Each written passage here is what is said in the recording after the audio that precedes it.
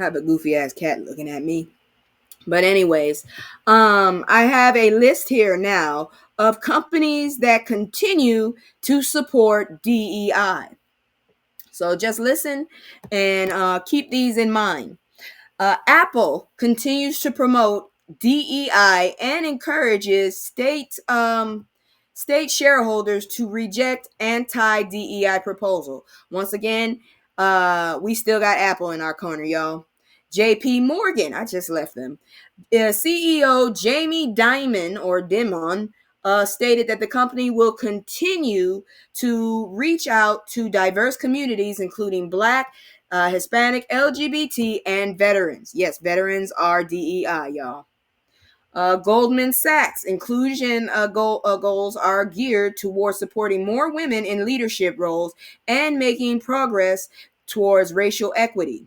Cisco CEO Chuck Robbins remains steadfast in support diversity emphasis that a diversity workforce is beneficial. That's what I've been trying to say. Costco, the board rejected measures to limit or eliminate DEI initiatives, reaffirming their commitment to respect and inclusion. Microsoft, I just bought some Microsoft shares. I sold my Doge shares. I didn't know I had Doge. Fuck. Microsoft shared its yearly DEI report highlighting that these values are vital to the company's mission. Salesforce CEO Mark Benioff plans to defend employees against attacks on diversity and inclusion. Once again, if nobody got our back, we need to have our own. Pinterest, I do love Pinterest. CEO Bill Reddy stated that their diversity initiatives are not changing as they lead to better engagement and are good for business. NASDAQ CEO Adina Friedman believes DEI is a good business practice that improves company performance through diverse views and backgrounds. Delta Chief Legal Officer Peter Carter stated the airline remains committed to DEI and ESG policies as they are critical to their business. Elf Beauty supports DEI because its employees and consumers base is younger and more diverse. Cleveland Cavaliers placed DEI policies at the forefront in 2019 and plan to continue believing everyone in the organization and community is part of their DEI story. Moving on, American Airlines, United Airlines, and Southwest Airlines, even though I don't want to be on no plane, have faced complaints from American First Legal in 2023 and 2024. The Department of Labor did not find any policies violating the law or needing amendment after compliance conference. With political pressure and mentions of Donald Trump's attacks on diversity and efforts to eliminate inclusion practices, contrast with companies like Walmart, Meta, and Amazon are scaling back DEI efforts. Now I got to find something else to shop at. Shit. Because I'm going to go do what they were talking about. 1 month I ain't going to shop at Walmart, and 1 month I ain't going to shop at Amazon, and I'm going to just keep hitting them like that. So when the movement is, I'm boycotting periodically. So how about that? Y'all get on my goddamn nerves. You know how many goddamn people are considered DEI, you ignorant bastards? Get on my nerves so bad it's ridiculous. Whoo, breathing. All right, moving on. We're still in good news and stuff, even though this shit is fucked up. Let's check it. God dang it. I hate this shit. You won't stop this, damn it. So, like I said, I'm continuing to report and let y'all know about Black history, even if they don't want us to. I'm not getting federally funded. Black Man's organization helps Black people trace their family trees back to slavery. So let's see. This is if you don't stop, you crazy ass website. So John Mills and Alex. So here we go. John Mills of Bloomfield, Connecticut, is the founder of nonprofit organization, the Alex Brienne Corporation. The organization focuses on African American history and genealogy. Mills specializes in helping Black Americans trace their family trees, which were often lost due to slavery and white supremacy. He has helped 50 people identify their ancestry. So if you ain't got somebody like a Big Mama or something like I did, you might need this dude. Mills initially had no interest in history until his sister introduced him to genealogy. He discovered that his grandfather's grandfather was an enslaved man freed on Juneteenth, and that his great grandfather was in the Civil War. He was deeply moved by the realization that his grandfather had to bury his parents in the woods because they were barred from white only cemeteries. This inspired him to provide other Black people with a similar sense of pride and connection to their history. Mills describes the research process as tedious but rewarding. He utilizes various tools and tricks, including social media and newspaper clippings, to trace families' histories. Obituaries in old newspapers often contain information about relatives. Tracing family trees is like solving a puzzle. Look, god dang it, my grandmother was born in 1919, and I can't find no damn records of her being even alive. And the woman done died. How that work? Mills hopes to inspire others to join him in the work because it is too large an undertaking for one person or organization. He wants to see others create similar initiatives to help Black people uncover their ancestry. Due to his commitment to not time box the research, he can only help a limited number of people. The Alex Brienne Corporation's latest project is an honorary street name after Prince Mortimer in Middleton. Prince Mortimer was an enslaved man who spent most of his life in Middletown. So there you go, y'all. That's the Alex Brienne organization right there. Y'all need to check that out if you're interested in tracing yourself, or if you just don't have that but that bridge to your ancestors and stuff. I was lucky enough to at least catch my grandma before, while I was still cognitive, because you forget some things. I had already found my voice when my grandmother was still alive, so I didn't have to worry about that. But we moving into now the educational side, so y'all check this one out, please.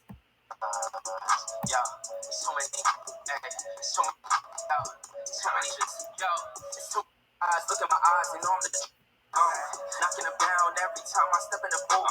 We ain't got a lot, they know we don't vibe, we living in proof. Young conscious, shoot my life a movie, I live in a spook. Ain't no sticking around, I'm on the move, I'm checking the dudes. Yeah, it's only us. So we on the roof, smoking dope. Look at the view, we used to chill on the stove, now we know that ain't shit you. All right, like I said, that shit was getting on my nerves too. But I do want to talk to y'all about this one right here. So, let me see if I can pull it down, because the damn website, I don't know, maybe I had the wrong web pages, or maybe I should just, do a screenshot of that shit and go through that. So, Emirates United Methodist Church served as a safe haven for slaves along the Underground Railroad. I'm gonna learn, y'all. I told y'all I wasn't gonna let this go. If nobody else will teach you, I'll teach you. I'll give you some, and there's a whole bunch of other web channels. But definitely, if you got time, I got time. So Emirates United Methodist Church in Windsor Mill, Maryland, served as a safe house on the Underground Railroad in the 1800s. The church is gaining attention for the powerful artifacts of Black history found within its walls. Founded in the late 1800s by Caleb Emirates, the church provided refuge for enslaved people making their way from Florida to freedom in the north. I'm sorry, not Florida, from the south. But they're probably trying to get from Florida too. Nicholas Smith, the brother-in-law of Jared Emirates, spearheaded the operation to hide runaway slaves. Smith hid runaway slaves in barrels and transported them to safety across the Pennsylvania line. Caleb Emirates also played a crucial role as a station master on the Underground Railroad, secretly sheltering runaway slaves in the gallery of the Emirates Church. Caleb Emirates was arrested multiple times by the Confederate soldiers, but never convicted due to the refusal of neighbors to testify against him. That's what I'm talking about. Enslaved individuals worshipped and sought refuge in a balcony or gallery before the church was built in the early 1900s. Underground Railroad conductors like Smith and members of the Emirates family helped transport enslaved people to safety. Escapees were concealed in large barrels such as 36-gallon and 52-gallon hogshead barrels and rolled along what is now known as the Rolling Road. The escapees made stops at the Emirates Pierpont Safe House and other secure locations throughout the Baltimore County. Church members have curated a permanent exhibit showcasing artifacts discovered inside the church. A commemorative walk to the Emirates was held to honor the enslaved individuals who risked their lives for freedom, with nearly 200 community members participating. Church members are actively working to preserve and safeguard the unique Black history of Emirates for future generations. I still want to go to Alabama and check out that immersive slave museum. The goal is to ensure the building remains standing as a historic element of the community's culture. Old building records show the existence of a balcony or gallery where enslaved individuals sought refuge. Artifacts discovered inside the church are part of a permanent exhibit. Historical items were found in a case and a large crate in the basement, which were then organized by church members. There you go, letting you know about our history. So there goes a little bit more information if you didn't know. Excuse me, I'm about to kill this goddamn cat if she don't figure out something. Ignorant little heifer. She about to get knocked 3 ways to Sunday if she don't quit, because she's playing by herself. Ain't nobody playing with her. She just fucking with shit just to fuck with it.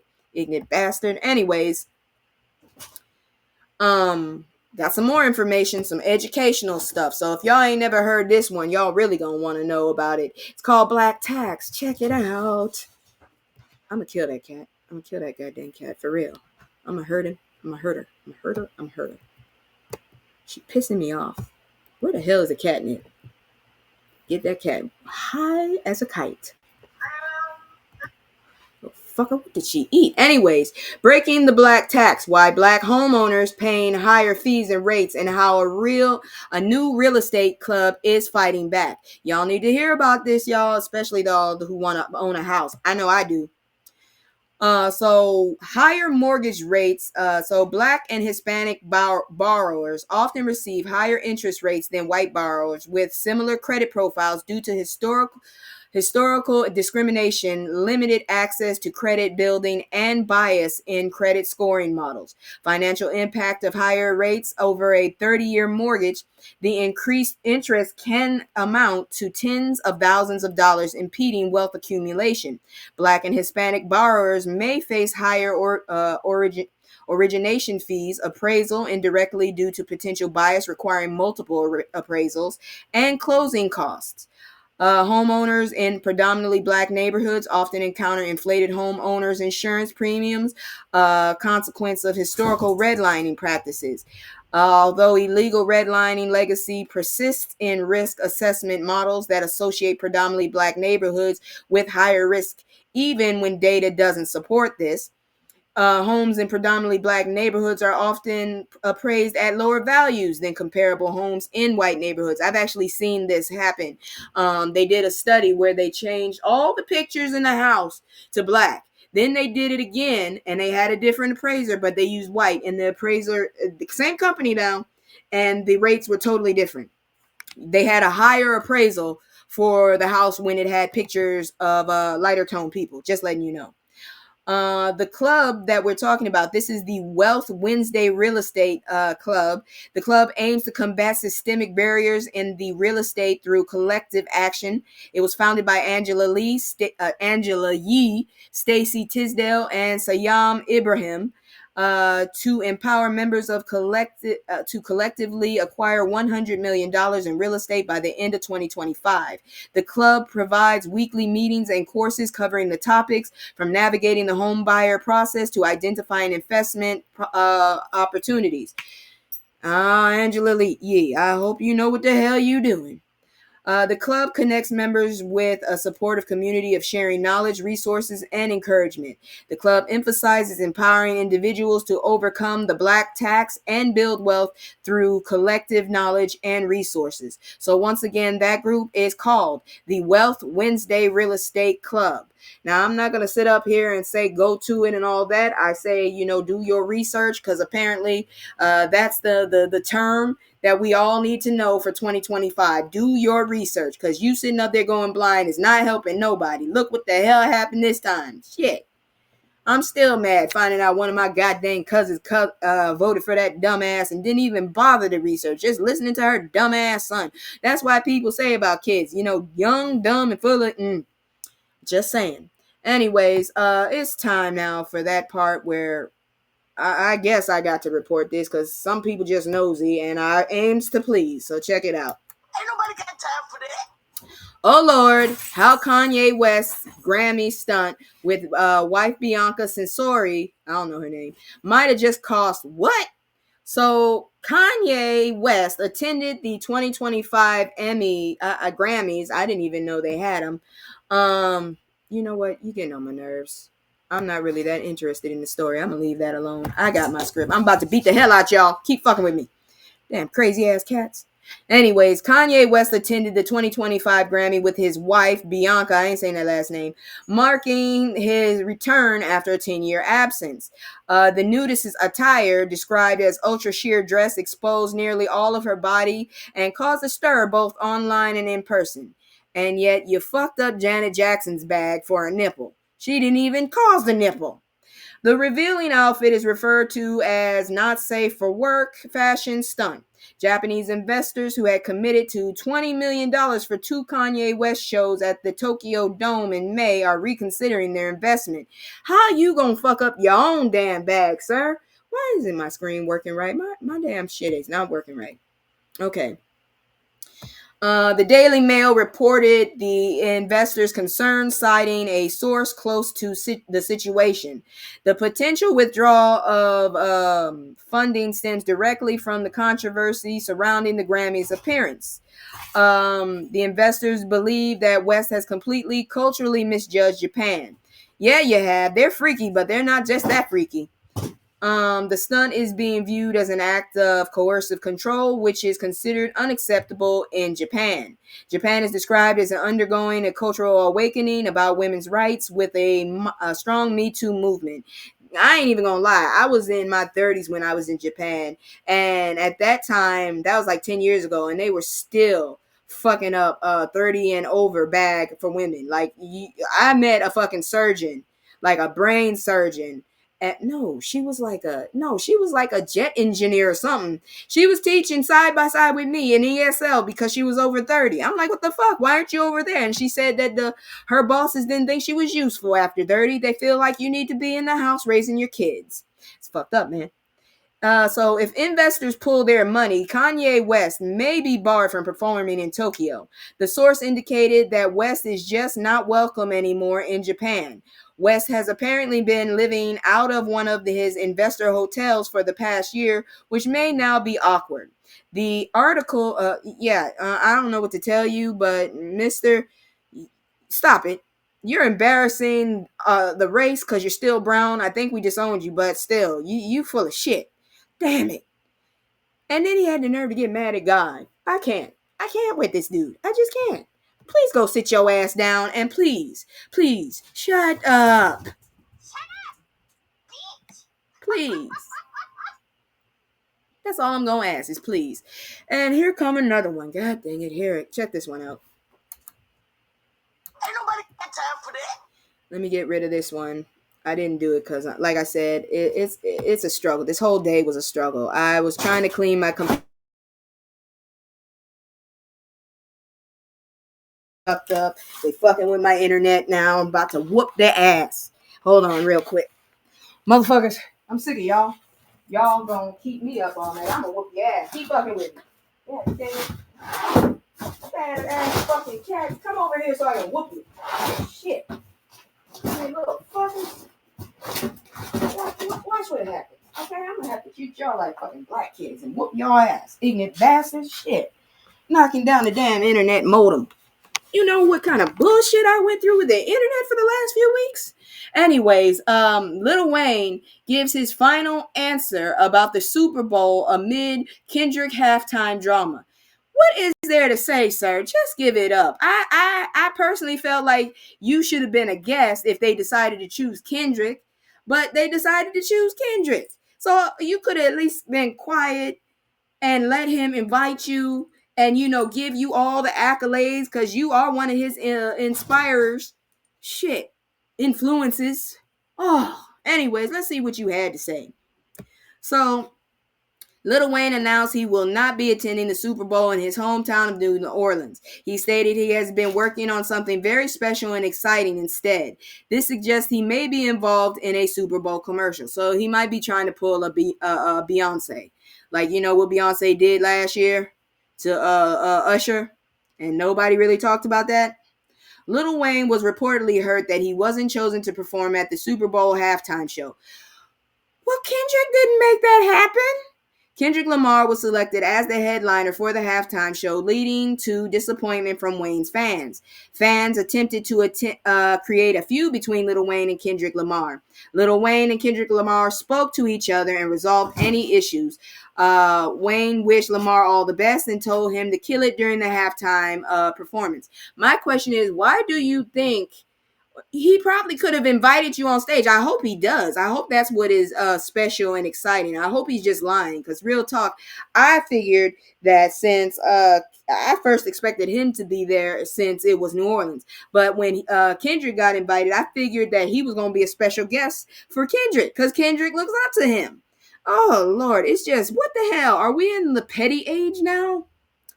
Oh well. At least he wished him luck, but still, you not showing up. He could. I hope he show up. Anyways, Rock Nation CEO Desiree Perez expressed feeling bad for Lil Wayne upon learning of his disappointment. Well, why didn't you say shit to Jay-Z? Ain't he got his hands in the NFL? Perez noted the shift from boycotting the Super Bowl to artists actively wanting to perform, viewing it as progress. She hopes Lil Wayne will have the opportunity to perform in front of the Super Bowl crowd in the future. Well, maybe we'll have an LA Super Bowl and he'll be chosen. Maybe. I don't know. Shit. I don't understand the whole issue with it. But let's move on, because speaking of Kendrick, and let's talk about what we might be seeing in a week or two. I don't know when Super Bowl is. Ain't nobody invited me to shit. I guess once you find out somebody is homeless, you don't be checking up with them anymore. So now that I got a home, fuck it, I'll have my own damn Super Bowl snacks. Because honestly, that's all I ever go to for it. I go for the food. That's it. That's it. Before we move on, I haven't done my commercial, so let me go do my commercial real quick, and then we're gonna come back and see what you call it got in store. And just in case you wanted to support me or anything, my Cash App is up there, and I would rather you actually just subscribe, honestly, but you know, whatever. Come on now, god dang it. I hate this so much. Watch it. Oh, that's not the commercial. Shit. Hitting the wrong damn thing. Where the hell my commercial go? This is so unorganized. Now this button don't want to work. What the fuck? I'm so sick of these people. Come on, god dang it. I want to put my commercial on. Let me put my damn commercial on. I'm gonna just keep pressing it. I'm gonna keep pressing it, damn it. I know you exist. I did it earlier. Okay, I ain't got time for this shit. It's just me and the fam. It's just me and the fam. It's just me and the fam. Yeah. It's just me and the fam. See my little say that's my girl, that's my mascot. No one's go for hours and some hours till we pass out. Stay inside the house, turn up with the rack out. Stay inside the house, turn. Man, I need to see if I need a memory disk or something to get. Yeah, I'm overdoing my computer. But anyways, what Kendrick Lamar Super Bowl halftime show will look like. The man went home with a lot of metal. I'm just saying. Kendrick Lamar's Super Bowl show halftime performance is highly anticipated. Fans are theorizing about the songs he will perform and potential guest appearance. I'm hoping Lil Wayne. Lamar has stated that his performance will tell a story. He is confirmed to perform Not Like Us, a diss track that has garnered both popularity and legal scrutiny. Draren. Fox Sports lawyers are reviewing the lyrics of Not Like Us to determine if any defame Drake, potentially affecting which lyrics are to broadcast. SZA is expected to be a guest performer, continuing their collaboration, which includes recent tracks like Luther, Gloria, 30 for 30, as well as earlier hits like All the Stars and Doves in the Wind. Lil Wayne fans are initially disappointed that he wasn't chosen for Super Bowl halftime show, given his New Orleans roots. Wayne expressed that he was hurt by not being selected. Fans attempted to create a feud between Lamar and Wayne after Lamar mentioned Wayne in his album intro, and they took it all the wrong way. Wayne wished Lamar well and said that he hoped Lamar would kill it during the performance. Lil Wayne confirmed that he won't be attending the Super Bowl in New Orleans. John Baptiste, who is from New Orleans, will sing the Star Spangled Banner. Ledisi, I never was able to say her name. A New Orleans-based R&B singer will perform Lift Every Voice and Sing. I want to hear that. Trombone Shorty and Christian singer Lauren Dale will perform America the Beautiful. Southern University band The Human Jukebox will perform during the pregame show, continuing the tradition of HBC bands at the Super Bowl, because they're going to tear it up. I'm going to tell you, that's the one good thing I appreciate and miss about living in Louisiana. Even the damn high school Super Bowl, games would do it. Soul Bowl, are you kidding me? Man, I'm just saying. So that's it for Kendrick. Now let's check out what Wendy talking about. And I'm just going to put this in the health one because I had a lot of celebrity stuff. I have a lot of shit to tell y'all. That's all I got to say. So Wendy Williams says she is not incapacitated, and now her guardian wants a new medical evaluation. Can't she just whoop her ass? Seriously, I just want to know, if you have a guardian and you say you